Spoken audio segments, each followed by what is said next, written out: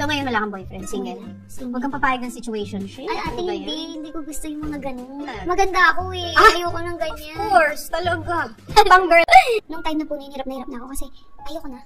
Parang gusto ko na mamatay. Sobrang suicidal na po ako. Tapos, naalala ko noon every night, ang dasal ko lang, Lord, pag kukunin mo na lola ko, ako mag-decide Yung sobrang hirap yung feeling na lonely ka. Tapos wala kang sabihan lahat. Doon na nagsisingkin sa akin, ang hirap pala pag walang parents.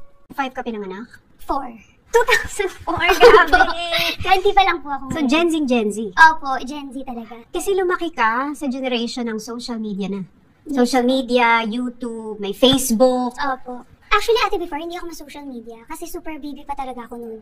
Especially nung nag-PBB. Hindi kasi ako ganun ka, alam mo yun, ma-post or very active. Lately na lang po siya, nung hindi na po ako nakakakuha ng mga acting jobs. Tapos, alam mo, ang daming ganyang story ng para sa'yo, yung laking lola. Opo.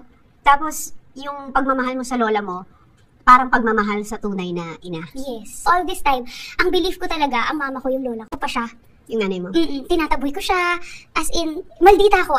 Ayoko talaga yung idea na may iba akong mama. Kasi tapos, gusto mo yung lola mo lang. Yes. Tapos may time pa nun na-remember ko na yung lola ko, sa sobrang kagustuhan niya maging okay kami ng mama ko, lumipat po kami sa Pampanga, doon po ako nag-aral ng grade 5 and 6. Sabi mong situationship, napabother naman ako dyan.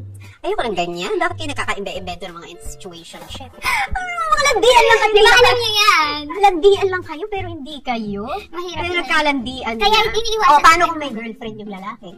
Nilalandi ka. I know. Ate, no. Sabihin niya sa'yo, may girlfriend talaga ako pero ikaw talagang gusto kong situationship. Ate, hindi ko tinotolerate yung mga cheating. Ayoko ng mga panloloko ng mga ganyan.